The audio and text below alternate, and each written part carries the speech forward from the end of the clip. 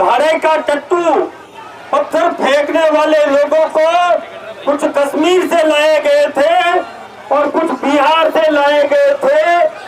उन लोगों ने ये नाटक किया था कि राहुल गांधी शर्म करो कि जो पेपर लीक के नाम पर जो छद्म आंदोलन किया जा रहा है वो वास्तव में आप भी जानते, आपने भी टीवी पर देखा होगा कि उसमें एक भी छात्र नहीं था।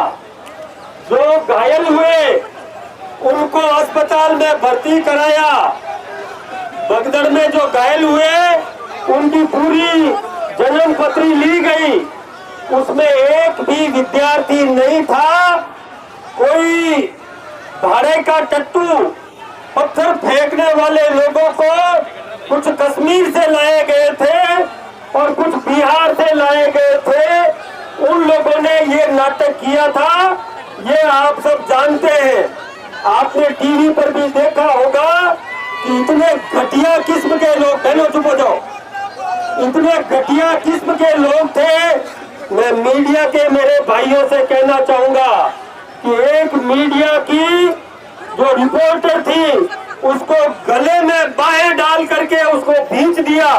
इतना घटिया कृत्य उन नौटंकी करने वाले जंतर मंतर पर जो लोग थे उन्होंने कृत्य किया। मीडिया के बंधु भी, आप भी एकता रखिए। आप कभी भी अपना अपमान बर्दाश्त नहीं कर सकते, नहीं करना चाहिए। महात्मा गांधी जी ने कहा कि असत्य, अन्याय और दमन के सामने झुकना कायरता है, पाप है। ये बात भी हम सबको समझने की जरूरत है। मैं आप सबसे साफ कहना चाहूंगा कि जो राहुल गांधी ने, जो कांग्रेस का नेता है और भारतीय संसद में नेता प्रतिपक्ष है, उसने निंदनीय कृत्य किया था कि प्रधानमंत्री आवास के बाहर जाकर धरना दिया, जो हिंदुस्तान के इतिहास में कभी भी नहीं हुआ। इसलिए हम ये कहते हैं कि राहुल गांधी शर्म करो।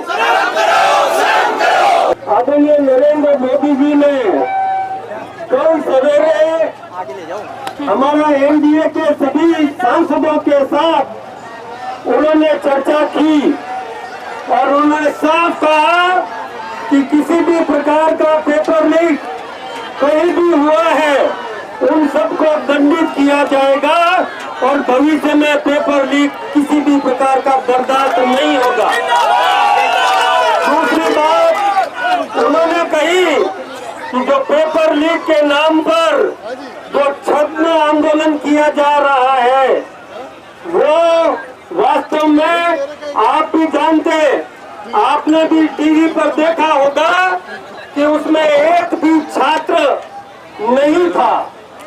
जो घायल हुए उनको अस्पताल में भर्ती कराया।